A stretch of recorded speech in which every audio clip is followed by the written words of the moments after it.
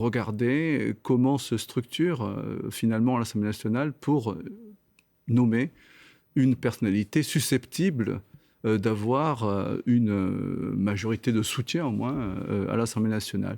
Et dans cette perspective, il y a des tractations, puisque le centre de gravité du pouvoir s'étant déplacé dans l'Assemblée nationale, il n'est plus à l'Élysée, puisqu'il n'y a plus de majorité présidentielle. Le président a moins de marge de manœuvre que par le passé. Et c'est pour ça qu'il faut suivre avec attention les discussions, les réunions formelles et informelles qui se déroulent actuellement. Théoriquement, il y a au moins deux options. Une me paraît plus probable que l'autre. La première, ce serait celle d'un nouveau Front populaire qui, on ne sait trop comment, parviendrait à agréger d'autres députés. Vous êtes un peu sceptique sur cette option? Absolument, ouais. Pour des raisons qui sont simples à énoncer, puisqu'il y a entre les différents leaders des partis qui composent ce nouveau Front populaire des visions qui sont divergentes et des personnalités qui s'affrontent pratiquement par médias interposés. Et donc on voit mal comment subitement on pourrait avoir un ciment suffisamment fort. Quelle autre issue du coup? Blocage? Donc la deuxième option que je vois, c'est plutôt l'hypothèse d'un arc républicain qui partirait avec une base qui est celle du groupe Ensemble, et qui irait sur la gauche à inclure les députés du Parti socialiste. Et vous savez qu'il y a des voix d'ailleurs et des contacts qui sont déjà noués, qui inclurait aussi certains éléments des écologistes. Mais pas les insoumis, on parle de cette grande coalition. Sans les insoumis. Et puis qui irait aussi naturellement vers la droite à englober beaucoup de députés des Républicains.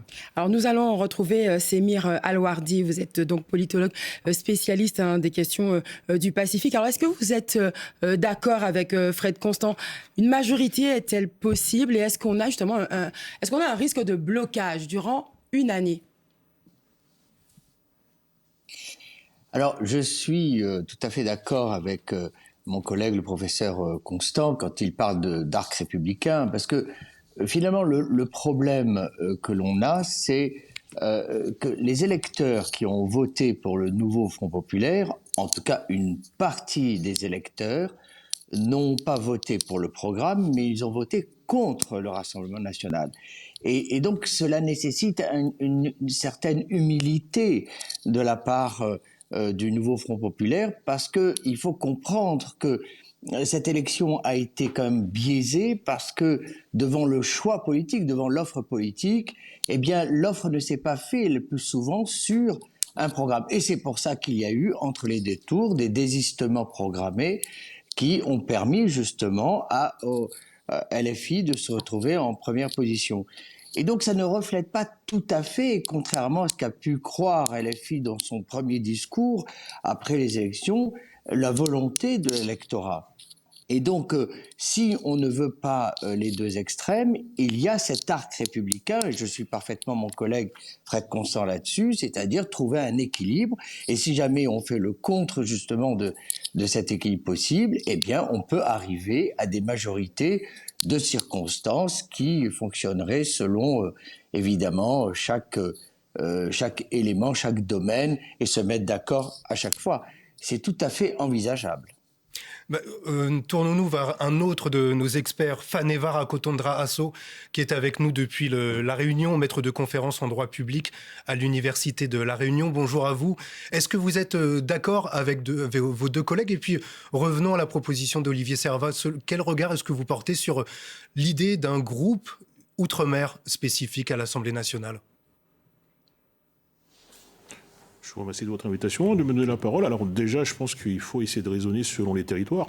Si on prend le cas du territoire mahorais, les résultats des élections législatives n'avancent pas plus le schmilblick qu'autre chose. Pourquoi?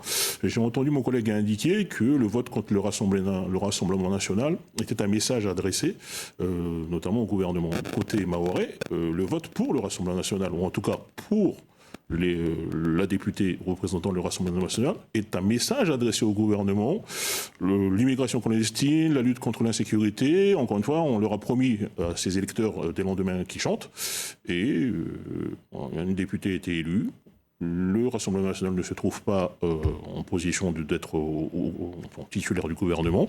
Donc, ce qui pose des problèmes, bien évidemment. Donc, la perspective, encore une fois, d'une coalition, la perspective d'un centre de gravité qui serait revenu dans son champ naturel, je ne suis pas certain que pour ce territoire qui est Mayotte, mais on pourrait faire le raisonnement pour les autres territoires, ça soit réellement une bonne chose. Et la question sentinelle de savoir est-ce que les députés, les sénateurs ultramarins doivent former une coalition et est-ce que c'est réellement efficace pour permettre au gouvernement, permettre à ses parlementaires d'obtenir des avancées, je ne suis pas pour ma part réellement certain, puisqu'on a eu des hypothèses où les parlementaires majoritaires étaient de la même coloration que le gouvernement, et c'est pas pour autant qu'il y a eu des avancées majeures. Et de l'autre côté, c'est pas parce que le gouvernement était dans une position, si j'ose dire, différente de la majorité parlementaire qui existait côté ultramarin, qu'il n'y a pas eu d'avancées. Donc je suis moi très très perplexe encore une fois sur les avancées à venir dans les semaines à venir, dans les mois à venir, notamment en prenant le cas mahorais. Fred Constant. Oui, je voudrais juste ajouter un point pour dire combien, quelle que soit l'hypothèse que nous avons à l'esprit, il faut savoir que sans accord de gouvernement, il est fort peu probable qu'une coalition gouvernementale puisse résister à l'épreuve des choix et des décisions. Et la négociation d'un accord de gouvernement peut prendre beaucoup de temps. Voyez ce qui se passe chez nos voisins allemands. Il a fallu 4 mois pour se mettre d'accord, alors qu'ils ont une culture du compromis qui est beaucoup plus enracinée que dans notre classe politique. Donc, indépendamment, encore une fois, de la personnalité appelée à diriger le gouvernement, indépendamment, encore une fois, de la manière dont on va bricoler, puisque c'est un petit peu ça, une majorité, il y a la question de l'accord de gouvernement qui me paraît être au cœur des discussions qui ont lieu en ce moment. Alors, nous l'avons vu, c'est un tableau en nuances de rouge aux Antilles, en Guyane et à La Réunion. Globalement, dans les Outre-mer, la gauche reste en tête. Emmanuel Gir. Avec 16 élus sur 27 sièges, la gauche résiste en Outre-mer. Elle arrive en tête, aux Antilles et à La Réunion, s'affirmant comme la première force d'opposition au gouvernement sortant, notamment en Martinique. Il faut défaire tout ce que M. Macron a pu faire et qui soit néfaste, je veux dire, aux intérêts des catégories les plus défavorisées, aux classes moyennes. Je pense aux questions de pouvoir d'achat, de prix de billets, de vie chère, de monopole. Et puis il y a de grandes questions comme la question du chlordécone, des sargasses et de l'eau. Une union de la gauche bien fragile qui résiste peu aux réalités du terrain. La Martinique a été le théâtre d'un duel, à gauche au second tour. Dans le fief historique d'Aimé Césaire, la socialiste Béatrice Bellet s'impose face à Johnny Ajar, candidat du Parti populaire martiniquais sous la bannière Nouveau Front populaire. En Guadeloupe, les 4 députés de gauche sont réélus. Comme dans de nombreuses circonscriptions outre-mer, ils ont bénéficié de la primo sortant. Mais c'est aussi le projet que porte le Nouveau Front populaire et qui crée un espoir, mais surtout une vraie rupture avec la politique macronienne. Donc, surtout que nous devons aller à l'Assemblée nationale pour vraiment défendre l'identité guadeloupéenne. Les 2 députés de Guyane sont réélus. À noter le cas particulier de Davy Riemann, resté seul en lice au second tour après le désistement de la maire de Saint-Laurent-du-Maroni, Sophie Charles. Les Réunionnais se sont très largement exprimés en faveur des candidats du Nouveau Front populaire. Je suis fier de notre pays. Se présentant comme l'ultime rempart contre la menace du Rassemblement national, la gauche l'emporte à La Réunion. Opposé au RN dans tous les duels du second tour, le constat des élus est unanime. Il y a eu un message très fort de la population rayonnaise. Il faudra tenir compte de ce message. Préoccupons-nous des problèmes des Réunionnais et des Français, parce que si nous ne le faisons pas, la prochaine fois, le Rassemblement national gagnera haut la main. La gauche l'emporte avec 6 sièges sur 7 à La Réunion. En Outre-mer, les élus de gauche ont gagné sur des propositions sociales. Reste à savoir comment les mettre en application avec une Assemblée nationale sans majorité. On prend la direction de l'île de la Réunion pour rejoindre Emeline Kerbidi, donc députée de gauche, réélue dimanche. Emeline Kerbidi, on l'a vu dans ce reportage, un espoir est né avec ce Front populaire qui est arrivé en tête, mais sans majorité absolue. Comment faire pour ne pas décevoir les électeurs ?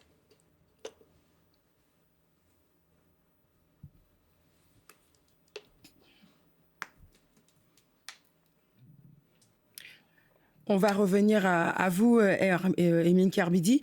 Davy Riemann, on a entendu dans ce reportage, voilà, il faut tenir compte du message des électeurs. Le message, c'est que quand même à La Réunion, cette circonscription où le Rassemblement national se qualifie au second tour, comment tenir compte de ce message, puisque vous êtes député de la Nation?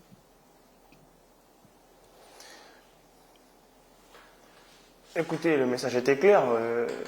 Les Réunionnais ont fait basculer à gauche, même si effectivement le RN a fait une percée sur leur territoire. Mais ce n'est pas le cas partout.